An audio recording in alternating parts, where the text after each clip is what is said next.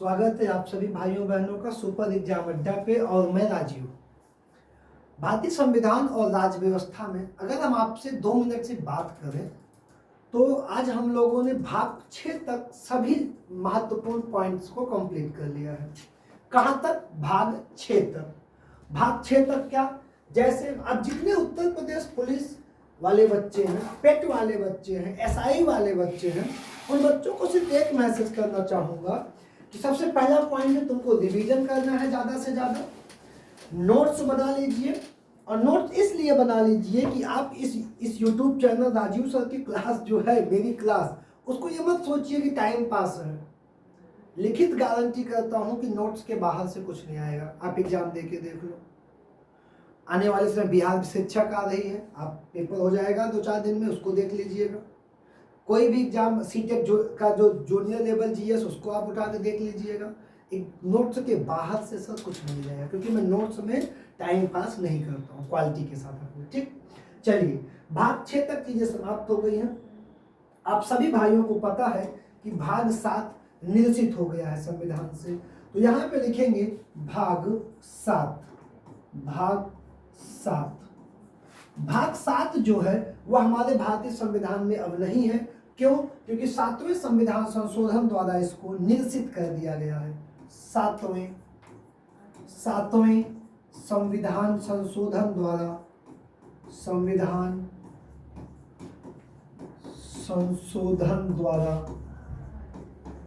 द्वारा इसे निरसित कर दिया गया है। निरसित कर दिया गया है। अब भाग 7 निरसित नहीं हुआ है। इसमें एक आर्टिकल थी 238। आर्टिकल 238 कौन सी थी? आर्टिकल 238। इसमें एक ही आर्टिकल थी। जब ये आर्टिकल निरसित हुई तो स्वतः भाग 7 भी क्या हो गया? निरसित हो गया। इस पॉइंट को जल्दी से अपडेट करो और बढ़ो अपने सबसे महत्वपूर्ण भाग की तरफ, भाग 8 संघ राज्य क्षेत्र, जो आज का मेरा टॉपिक है। आप हेडिंग डालो मेरे भाई, भाग 8। भाग 8 विषय संघ राज्य क्षेत्र। संघ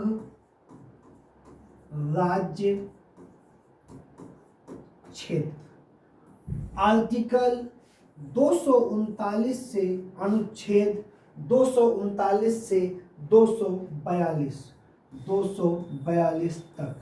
ये क्या हो गया? भाग 8 विषय संघ राज्य क्षेत्र, अनुच्छेद 239 से लेकर 242 तक। ठीक, आइए सबसे पहले हम अनुच्छेद को एक्सप्लेन करेंगे, फिर आपको समझाएंगे जो आज तक आपको किसी ने नहीं पढ़ाया होगा और किसी चैनल पे अपडेट नहीं मिलेगा कि राज्य और संघ शासित प्रदेश में क्या अंतर है। फिर एक तो अंतर हो गया नॉर्मल राज्य, संघ शासित प्रदेश, और दूसरा अंतर बताऊंगा संघ राज्य क्षेत्र और केंद्र शासित प्रदेश में क्या अंतर होता है। भारत में वर्तमान में कितने संघ राज्य प्रदेश हैं, संघ शासित प्रदेश हैं, और कितने केंद्र शासित प्रदेश हैं। कितने संघ राज्य प्रदेश हैं और कितने केंद्र शासित प्रदेश हैं। ये पढ़ाई करने वाले आरओ IPCS प्री और यूपीएसआई जितनी बढ़िया वैकेंसियां हैं, मैं कहता हूं उनका एक संविधान का क्वेश्चन बाहर नहीं जाएगा, इसकी मेरी गारंटी है। तो चलिए सबसे पहले आर्टिकल्स को समाप्त करते हैं, फिर हम आगे आते हैं। चलिए पहला आर्टिकल हमारा कौन सा होगा? पहला आर्टिकल होगा हमारा अनुच्छेद 239। आर्टिकल 239 कौन सा होगा मेरे भाई? अनुच्छेद 239 संघ राज्य क्षेत्रों का प्रशासन, जिसका मूल विषय क्या है? संघ राज्य क्षेत्रों का प्रशासन। राज्य क्षेत्रों का प्रशासन क्या है? संघ राज्य क्षेत्रों का प्रशासन, ये इसका मूल पॉइंट है, संघ राज्य क्षेत्रों का प्रशासन। अब तुम नीचे इसमें लिखोगे कि संघ राज्य क्षेत्र का प्रशासन भारत के राष्ट्रपति द्वारा चलाया जाएगा। तो लिखोगे भारत के राष्ट्रपति द्वारा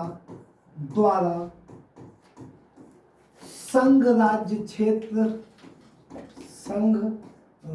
क्षेत्र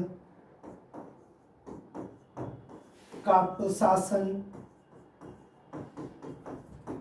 चलाया जाता है।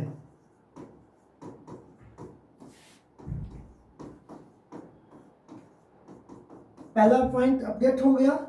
भारत के राष्ट्रपति द्वारा संघ राज्य क्षेत्र का प्रशासन चलाया जाता है और इसके लिए दूसरी लाइन राष्ट्रपति इसके लिए एक प्रशासक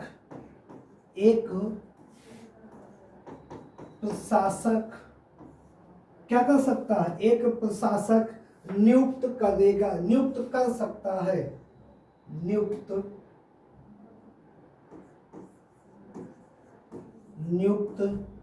कर सकता है, जिसे तुम क्या लिखते हो? उपराज्यपाल। केंद्र शासित प्रदेश में कौन होगा? ये राष्ट्रपति का प्रतिनिधि होगा। ये कौन होगा? राष्ट्रपति का प्रतिनिधि होगा। अगला अनुच्छेद हमारा कौन सा है? अगला अनुच्छेद है हमारा 239 का। अगला अनुच्छेद कौन सा है भाई? अनुच्छेद आर्टिकल 239 का 239 ए क्या कहता है कि संसद को अधिकार है कि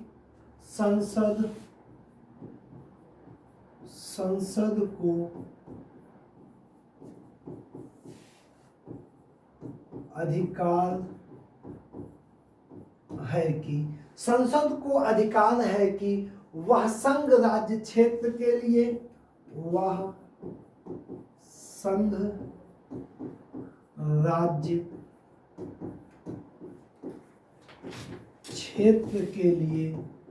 विधानमंडल का गठन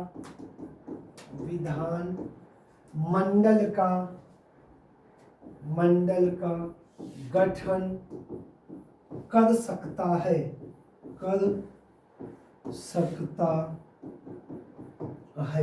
संसद को अधिकार है कि वह संघ राज्य क्षेत्र के लिए विधानमंडल का गठन कर सकता है।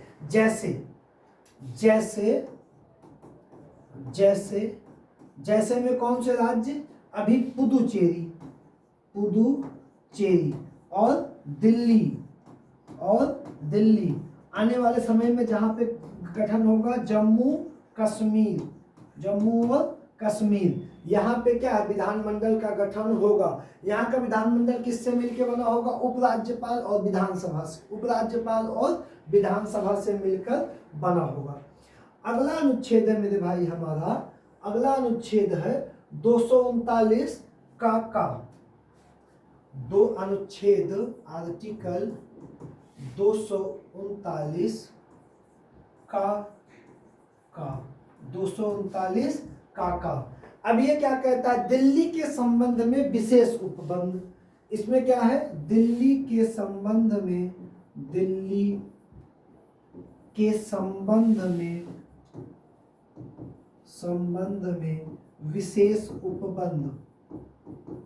विशेष उपबंध। ये कौन कह रहा है? 39 का दिल्ली के संबंध में विशेष उपबंध कहेगा। अगला क्या है? अगली आर्टिकल है मेरे भाई हमारी कौन सी? 239 का खा। आर्टिकल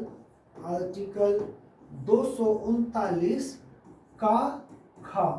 239 का खा ये क्या कहती है? संवैधानिक तंत्र के विफल होने पर संवैधानिक तंत्र के विफल की दशा में उपबंध। पॉइंट लिखेंगे संवैधानिक तंत्र के विफल की दशा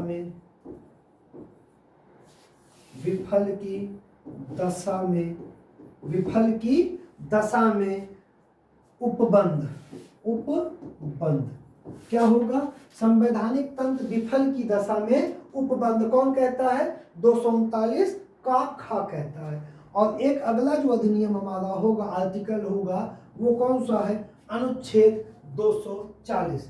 आर्टिकल 240। आर्टिकल 240 कहता है कि राष्ट्रपति को अधिकार है कि वह संघ राज्य क्षेत्रों के लिए विधि का निर्माण कर सकता है। पॉइंट अपडेट करेंगे। राष्ट्रपति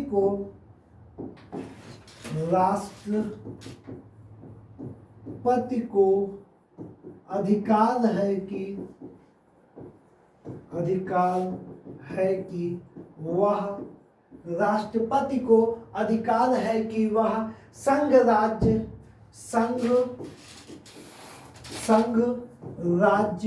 क्षेत्रों के लिए विधि का निर्माण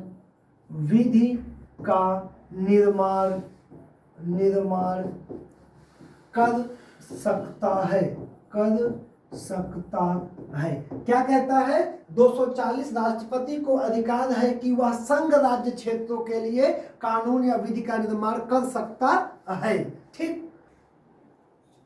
अगला आर्टिकल है हमारा कौन सा? अगला आर्टिकल है संघ राज्य क्षेत्रों के लिए 240, 241 संघ राज्य क्षेत्रों के लिए न्यायपालिका या न्यायालय। तो यहाँ पे लिखेंगे आर्टिकल 240, सॉरी 240 तो हो गया है, 241। क्या कहता है आर्टिकल 241? आर्टिकल 241 कहता है मेरे भाई कि संघ राज्य क्षेत्रों के लिए, क्या कहता है? संघ राज्य क्षेत्रों के लिए उच्च न्यायालय, संघ राज्य क्षेत्रों के लिए उच्च न्यायालय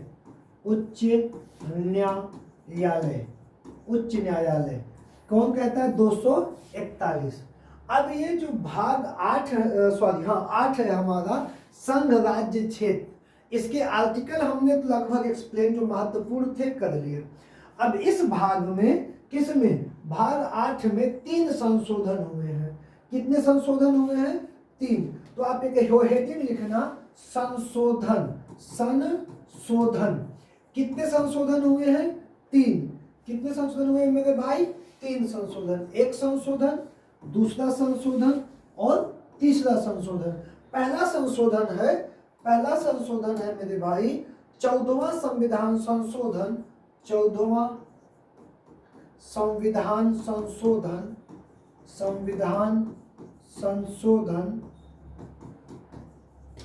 अधिनियम 14वां संविधान संशोधन अधिनियम 1962। पहला संशोधन कब हुआ? 1962 में हुआ। दूसरा कौन सा है? 27वां संविधान संशोधन अधिनियम। 27वां संविधान संशोधन अधिनियम कब हुआ? 1971। और तीसरा जो बहुत इंपॉर्टेंट है वो है 69वां संविधान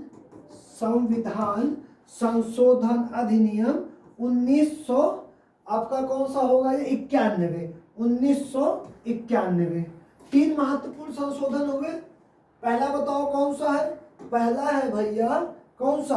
पहला है 14वां संविधान संशोधन अधिनियम 1962, जिसमें संसद को यह अधिकार दिया गया कि संसद किसी भी संघ शासित प्रदेश में विधानमंडल का गठन कर सकती है। तो यहाँ पे किसको अधिकार दिया गया? संसद को अधिकार मिला। क्या अधिकार मिला? संघ राज्य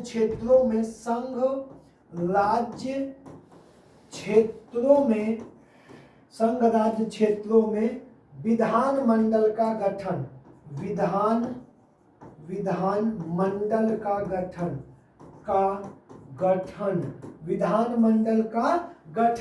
14वां संविधान संशोधन के तहत यह अधिकार दिया गया, जिसमें कई सारे राज्यों में बढ़ा। अरुणाचल प्रदेश संघ राज शासित प्रदेश था, हिमाचल संघ शासित प्रदेश था, वहां पे था। कुछ समय बाद इन्हें पूर्ण राज्य का दर्जा मिल गया, तो यहाँ से एक सिस्टम समाप्त हो गया।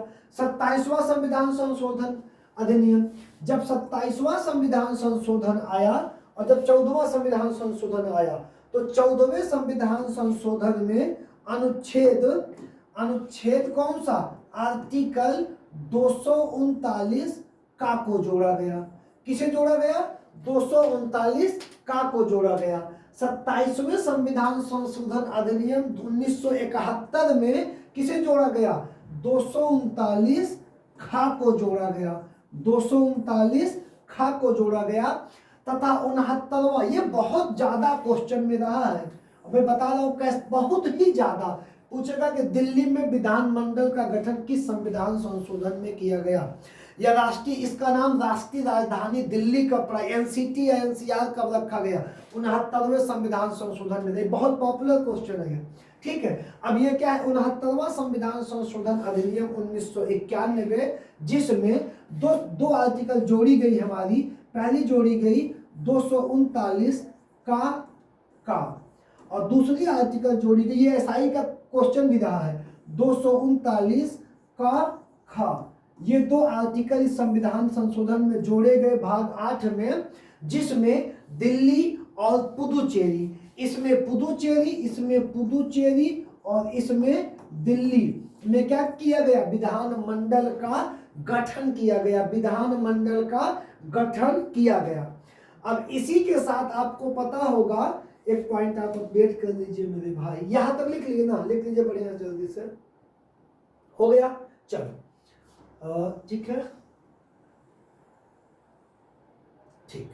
अब आ जाओ, अब यहाँ पे लिखो एक हेडिंग बढ़िया से, जो लगातार क्वेश्चन बनाती रही है और हमेशा बहुत ज्यादा पूछी जाती है। आप लोग लिखना शुरू करिए, लिखिए 69वें संविधान संशोधन अधिनियम 1991 द्वारा, 69वां संविधान संशोधन अधिनियम, संविधान संशोधन अधिनियम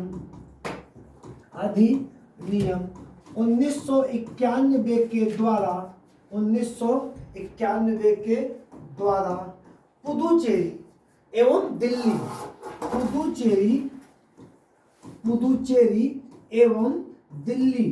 पुदुचेरी एवं दिल्ली में विधानमंडल का गठन किया गया, विधानमंडल का गठन किया गया।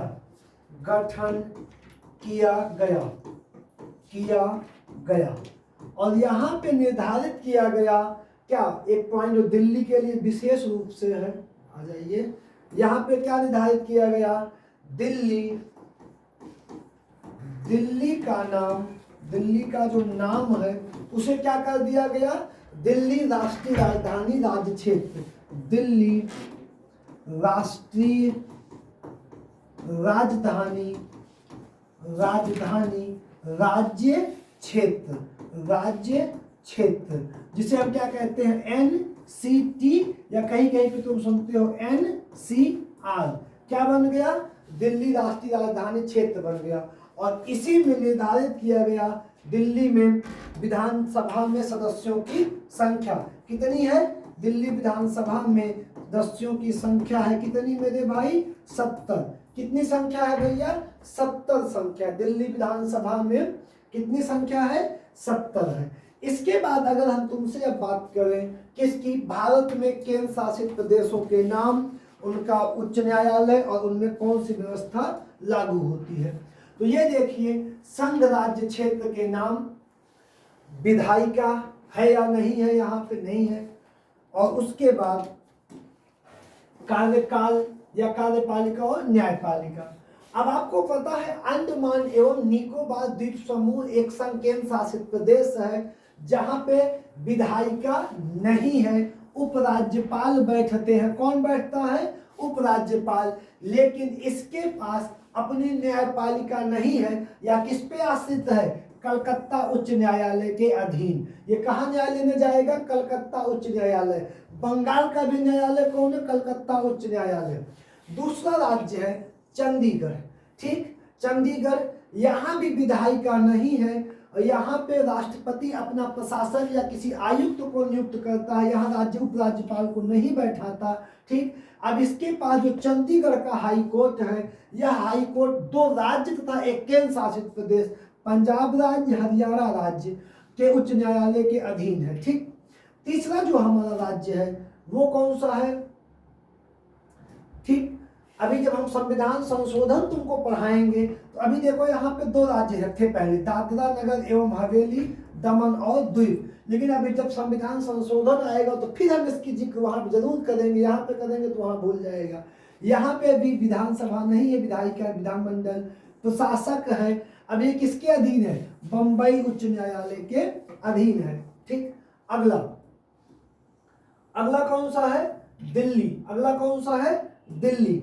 दिल्ली में विधानसभा है, विधायिका है, यहाँ पे उपराज्यपाल भी है, ये मिलेंगे, और ये मुख्यमंत्री और उनकी मंत्रिपरिषद भी है। और दिल्ली एक ऐसा राज्य है मेरे भाई, आपको बता दें, दिल्ली और जम्मू कश्मीर वर्तमान में 2 ऐसे केंद्र शासित प्रदेश हैं जिनके अपने स्वयं के हाई कोर्ट हैं, नहीं तो नहीं, सब किसी के पास नहीं। अब इनके पास अपना खुद का उच्च न्यायालय है। अगला राज्य कौन सा? लक्षद्वीप। लक्षद्वीप विधानसभा नहीं है, प्रशासक नियुक्त होता है, केरल उच्च न्यायालय के अधीन इसका न्याय होगा, केरल के अधीन। अगला कौन सा है? पुदुचेरी। विधानसभा है तो उपराज्यपाल, मुख्यमंत्री, मंत्रिपरिषद। मद्रास, इसका अपना उच्च न्यायालय नहीं, ये मद्रास उच्च न्यायालय के अधीन है। ठीक, अगला जम्मू और कश्मीर। जम्मू और कश्मीर विधानसभा है, और विधानसभा है तो वही तीनों चीजें प्रक्रिया में रहेंगी, और इसका स्वयं का हाई कोर्ट भी है। और लद्दाख में विधानसभा नहीं होगी, उपराज्यपाल होंगे, और जम्मू कश्मीर इसका हाई कोर्ट होगा। कौन होगा? जम्मू कश्मीर इसका हाई कोर्ट होगा। अब जानते हो, वो पॉइंट शुरू करने चल रहा हूं जिन मैं बच्चों से निवेदन करूंगा कि आपने इसको कभी नहीं पढ़ा होगा, और ना आज तक आप अंतर जान पाए होंगे। क्या होता है अंतर? तो आप अपनी हेडिंग लिखिए, संघ राज्य क्षेत्र और राज्यों में अंतर। लिखिए, संघ राज्य क्षेत्र, संघ राज्य क्षेत्र एवं राज्यों में अंतर। संघ राज्य क्षेत्र एवं राज्यों में अंतर। ठीक, पहला पॉइंट। चलिए लिखना शुरू करिए। इसमें क्या एक तरफ अगर आप चाहते हैं तो पार्टीशन करके लिख लीजिए, या सबसे पहले किसको एक्सप्लेन कर लिया जाए, एक हेडिंग डाल दीजिए, संघ राज्य क्षेत्र। संघ राज्य क्षेत्र की हेडिंग डाल लीजिए और लिखना शुरू करिए, संघ राज्य क्षेत्र। लिखिए, संघ राज्य क्षेत्र सीधा केंद्र सरकार के अधीन होते हैं।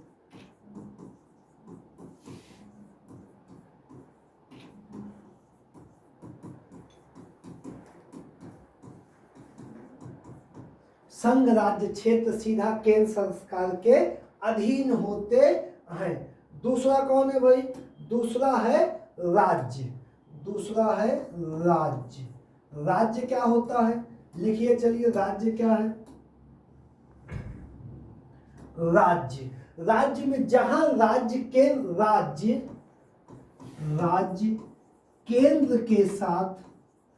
केंद्र के साथ शक्तियों का विभाजन में, शक्ति के विभाजन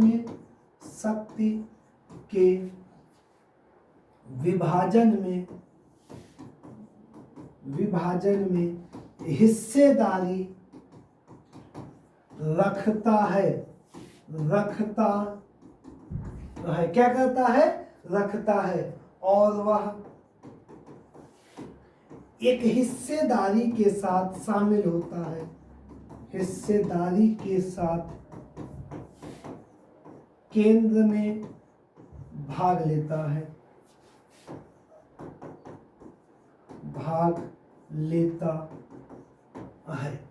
तो ये 2 पॉइंट क्लियर हो गए, लगभग आपके 2 पॉइंट क्लियर हो गए होंगे, ठीक। संघ राज्य क्षेत्र और राज्य क्षेत्र, ठीक। अब इन दोनों के नीचे एक एक पॉइंट आप अगर चाहें तो ऊपर नीचे करके लिख लें। जैसे जो संघ राज्य क्षेत्र है इसे हम क्या कहते हैं, और राज्य क्षेत्र। 2 पॉइंट क्लियर हुए। एक पॉइंट अगर हम तुमसे और आगे बात करें, एक हेडिंग आप लिख लीजिए मेरे प्यारे भाई, हेडिंग लिखिए, संघ राज्य क्षेत्र एवं केंद्र शासित प्रदेश में, केंद्र शासित प्रदेश में अंतर। किसमें अंतर? संघ राज्य क्षेत्र एवं केंद्र शासित प्रदेश में अंतर। शायद इसको आपने कभी सुना भी नहीं होगा कि क्या ये और ये अलग अलग होते हैं, क्या ये दोनों अलग होते हैं। तो आज मैं आपको बता रहा हूं, संघ राज्य क्षेत्र, यूनियन टेरिटरीज, और केंद्र शासित प्रदेश क्या हो जाएगा, सेंट्रल एडमिनिस्ट्रेटिव टेरिटरीज, ये दोनों में लगभग अंतर है। आइए हम इसी की बात करते हैं। तो पहली लाइन आप लोग लिखोगे, प्रत्येक केंद्र शासित प्रदेश, प्रत्येक केंद्र शासित प्रदेश, प्रत्येक केंद्र शासित प्रदेश तो संघ राज्य क्षेत्र, संघ राज्य क्षेत्र होता है। क्या लाइन लिखे तुम? प्रत्येक केंद्र शासित प्रदेश तो संघ राज्य क्षेत्र होता है, पर यह जरूरी नहीं है कि हर संघ राज्य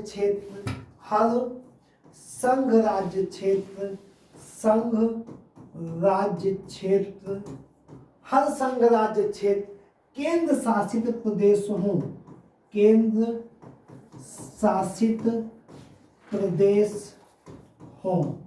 अब आपको लगभग कुछ समझ में नहीं आया।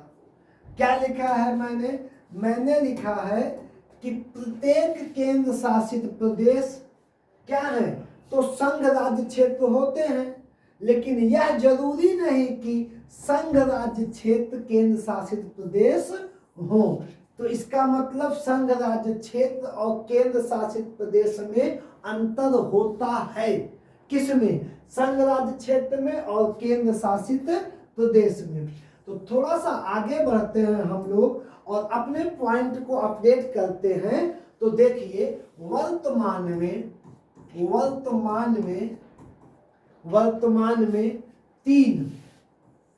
तीन पुदुचेरी,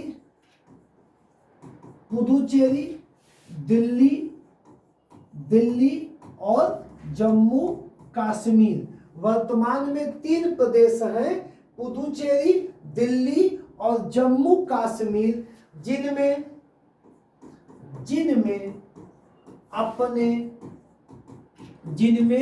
अपने विधानमंडल हैं,